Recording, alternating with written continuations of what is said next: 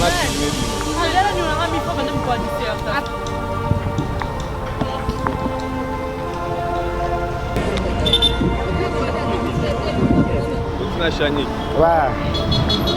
L'examen d'état. Ah, nauti kosala, nauti na parler kozwa batama bwe. Ya bon, jipe uniforme ma colonio solibanda, mipende libanda pasoli na sima. Tanga zokota na kati ya kosa examen ozomona mwana na ta. Donc sentiment kutu ya mwana ezate. Boyo bakoti maki, bakene maki pona makambo ya kalasi. Balongola makambo ya bolingo. Bakene te na makambo ya bolingo, bakene kozwa bajemi, to na nsuka ya baipolome bwe. Ajum pete wane kozala mabe. Bazana bana beleve be monde bazana so tambo na ba centre e belé no bazana ba chantier ya ba kombo na bango. Kombo ne no mujinga atisa ngono teti lelo mais ana 6e yelo la que ça bani. Salanda tozaloko de papier elenge ya Congo. Glodide asika la mignonne. Hey! La mignonne. Eh, Tracy Belenga pro. Je m'appelle Kalé Lapani Blondine, élève de Mont des Oliviers, 6e coupe. 6e coupe. Oui. L'examen d'aujourd'hui. Bon, en fait, je trouve que l'examen, ça s'est bien passé. Par rapport à nos pensées, c'était vraiment bien. On a apprécié l'examen et on avait beaucoup étudié, on s'est retrouvés. C'était bien. Ok, quand tu étudies comme ça, c'est pour devenir qui un jour dans la vie? Bon, devenir utile. Étudier, c'est bien, tout d'abord, surtout pour nous les femmes. Ça nous donne aussi de la valeur par rapport plus tard au mariage et tout ça, l'éducation de nos enfants. C'est bien Combien d'étudier. avez-vous acheté le macaron à l'école? C'était pas trop 16 000 francs pour les droits d'examen d'État, c'est tout. Et les frais scolaires qu'on a payés. Ok, tu peux nous chanter l'hymne. On a moni bango qui s'est présenté, balati ba mini, sous ba titi ba mascara. Un élève ne peut pas se comporter comme ça. Parce que vous avez un amour, vous avez un diplôme d'État, vous allez un peu concentré. Sous da examen wa que ça là ba bimi avant. Examen d'État après ça va pas bimater. Va dans notre travail tranquillement, ti même rien sur bima, pas de problème. Je m'appelle Victoire Moni. De quelle école? Du collège du Jubilé Saint-Louanga. Du Jubilé Saint-Louanga. L'examen a été bien, ça s'est bien passé. Les questions qu'on a reproduites, c'est ce qu'on traite souvent à l'école. Il n'y a eu rien de nouveau. Qu'est-ce que vous avez aimé à votre participation? J'ai aimé parce qu'à l'école, on a eu le temps de nous préparer, de traiter des items anciens. Et des questions qu'on a traitées, ce sont presque les mêmes questions qui sont retrouvées à l'examen. Maman? Bonjour papa Nangai. Na pesaka conseil na ba na biso. Oh bah ça examen d'état nzamba sungata bango ayokela bango mawo. Mais le réseau ça nga passe mingi na lingi te ke mwana ala telo kwa mukuse. Au monta mwana jola telo kwa mukuse ko zala ta bien te. Donc ko zala passe mingi na biso ba parents. Ya bon jipe uniforme ma colonio solibanda, mipende libanda pasoli na sima. Tanga zokota na kati ya kosa examen ozomona mwana na ta. Donc sentiment kutu ya mwana ezate. Aujourd'hui, tout le monde a mis un examen JIP sur un parce qu'en plus, je tant on a besoin de la qui bongote. Il y a un pas si mingi pour na biso ba para. Na ndengo pusani pene nangai ezempe mutuna malamu. Conseil nangai na kopesa na bano oyo bakay ko se présenter ezalate lokola oyo elekaki.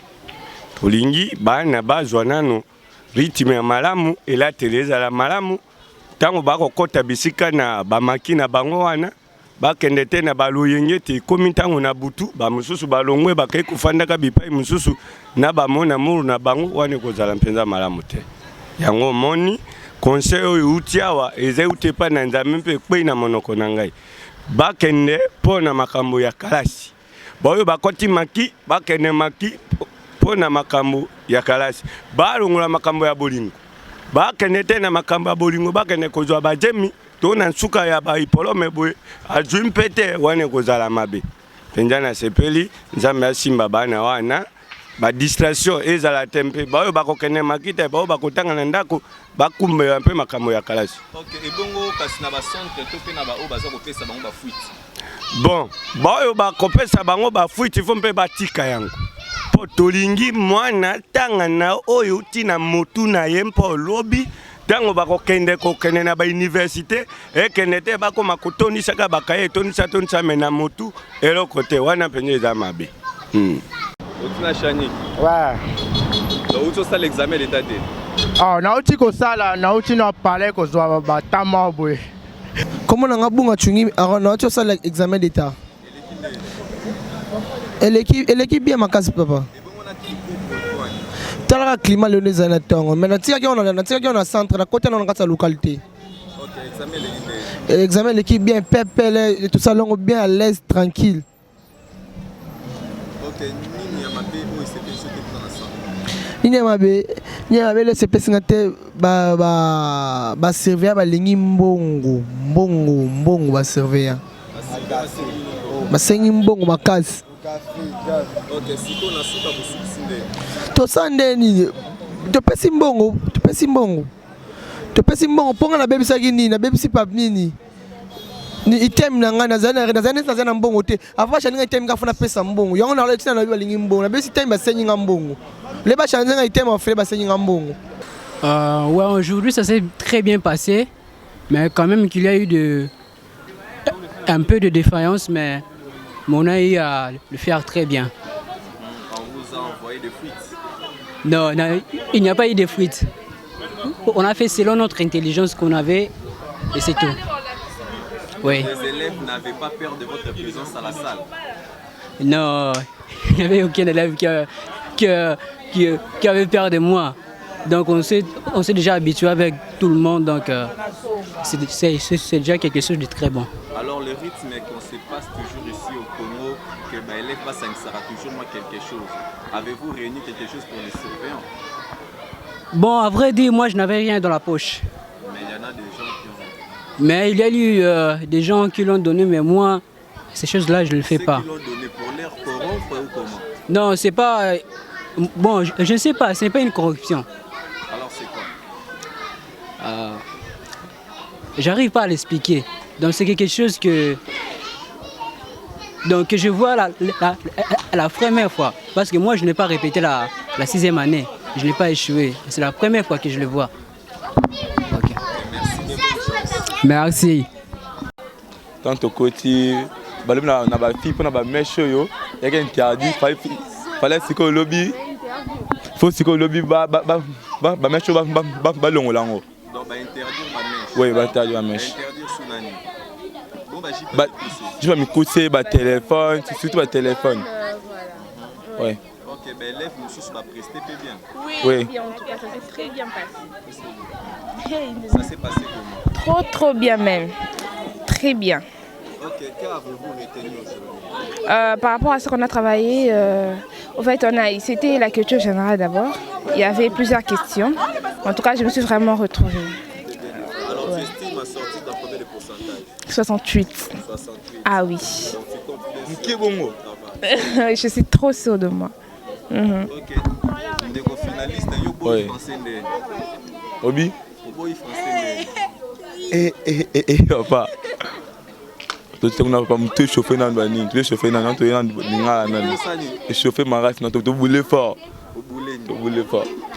De manière où tu travaillais, c'est une réflexion ma casse. Je réponds au nom de Bakebo Bayelang, j'ai présenté au centre Angwango. Au centre Angwango. Oui. Comment a été l'examen aujourd'hui? Bon, l'examen a été bien passé. Vous savez que le début a été toujours difficile, mais on a essayé d'appliquer ce que nos profs nous ont enseigné au début et tout était passé bien.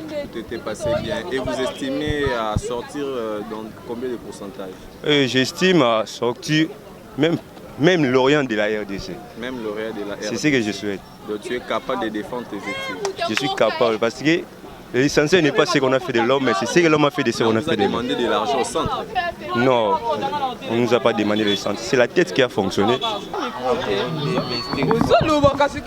Ah, les gars, vas-y. Les canons, ah, Albanie. Ah, examen les gars. Enlève le chapeau, putain. Toi aussi, pour tirer la charge. Ah. Ok, bon, moi, je peux y avoir. Il y a des bagages. Il y a des bagages. Bonjour, mon frère. Bonjour. Comment tu t'appelles? Je m'appelle Joël Boutelis. Joël Boutelis. Joël Boutelis, de quelle école? Alpha Gir. Alpha Gir. Venez du centre. Pardon? Venez du centre. Ouais. Oui, comment a été l'examen d'aujourd'hui? Alors, c'est très bien passé. Hein. Oui, qu'est-ce qui s'est passé là-bas au centre? Bon, beaucoup de choses. Hein. Comme quoi? On a bien travaillé. On a bien travaillé. Tu es sûr? Ouais, je suis. Ok, bonjour. Bonjour. Comment Keren Bahati. Karen Bahati, de quelle école? Collège Alpha-Giri. Comment a été l'examen d'aujourd'hui? Je rends grâce à Dieu parce que ça s'est très bien passé. Parce que beaucoup n'ont pas eu le macaron.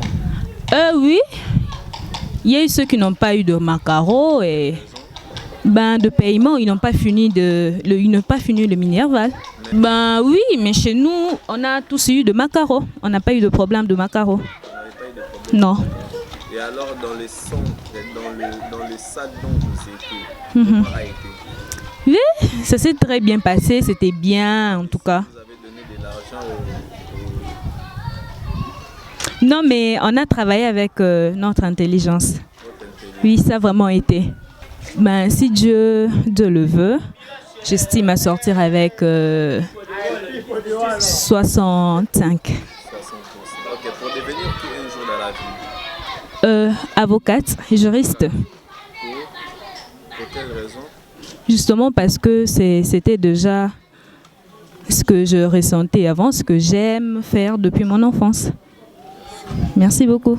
La personne est que comment on a ban lelo nous c'est ça passe donc babomi biso na mambutu éducation za nonte banani babomi ba dirige mboka babomi mambutu so to tena to zongi no mambo to zongi no ta bana lelo non ba diplôme belé eza yo passo ba o bazona ba o bazo ebele za photo passo lango bazana bana ba élève be monde bazana so tambo non na ba centre ebele no bazana ba chantier ba kombo na bango kombo neno mujinga atisa ngo non teti lelo mais ana 6e yelo que ça bani on comprend donc to na ba diplôme na chic na bani tout to aka na mbili ngambulunga ndeza no comprend to mokin esa manango kaka po bazo esama po se sam kelelo nzamba sungi président mususu aye esa qu'est-ce que baba de défendre ba diplôme wana sélection ko ba robi mata ba 35 hein sélection mata ba 35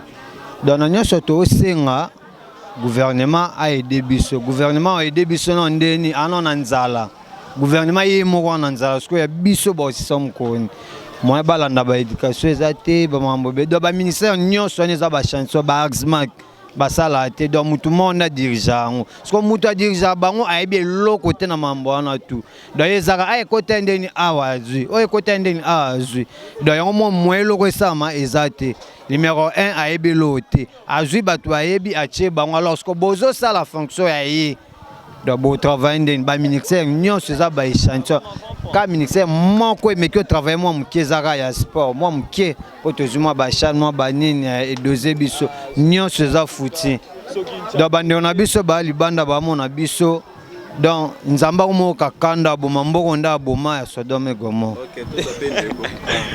Ouais. Bon, na eka na compléter na o ndekolanga la joie à lobby. Bon, il y a lobby la trop exaté. Biso moto vivre réalité. Tout le cas tout ça là ba ironie. Vous comprenez? Nyonso et amabe. Na mboko. Le roi ni. Nyonso e marché par rapport à l'éducation. Marambo etali na bouffe ya biso ba congolais otolela lelo boy to ka ba bazolo ba ke bwana stabilité macroéconomique et pas matata poni. Babengaki kuna Sénat. Babengaki na Sénat sur 5 questions à répondre na moko, 4 répondaient entre yé matata ponyo. Babengaki na Sénat kuna na habité so bosani. Sur 5 questions à répondre na moko. Donc prévenir l'accès qui est donc à tomber toujours na faillite donc à sali et l'autre. Papa, n'a préféré sous gouvernement ya muzito wana qui est matata lelo. Papa eza ya miki le a te pona bo ya balukanga ya donc na préféré gouvernement ya Muzitu que ya Matata. Pour ya Matata 500 parcelles. Voilà ba on baloba e po biso to mona ngote ata moko balakisa biso te. Lelo so ikabila ke boko regretter. C'est au regretter. Ah, oui, bien qu'il y a regretter n'a rien à vivre dans le roi tout moi à la présidente. Bref, on est dans la mouki non a tongo na ne loté. Na ne loté. Au moins quand on est là na ne loté na on la fort. Na on là. Tane na télé mi chombo donc au moins non. Chombo na charge té. Donc magambo eza mabe na ko luka courant. Na ko luka courant. Parce que nini oyo sengi na ba tout bazolando monde entier. Bon, bandeko na biso libanda na senga na bino vraiment botika msuko nyokola ba mission na biso ba innocent. Bango bazana soy ba salité lelo muto am tagomo we l'intérêt né. Na obeta surtout cette place wana comment bo jouer comment bozo sala pona ba mission na biso lelo so moni bobete ba simple ba serviteur. Lelo nazana awe l'intérêt ba ne yo pe amsu mtobeta mission na so za pe mission ba proposer amsu chiffre na ba tela bangwana o sani o yembaraga. Donc toi donc pour nga vraiment toza toujours colonisé car ce que et non pas mindele pas ba tout ce que ba président na biso lelo ya o tozane donc président tozane et puis na gouvernement ne o nyonso ezana salanda tozoloko de papier elengi ya Congo Glodidi Asika la mignonne la mignonne Tracy Mbelenga pro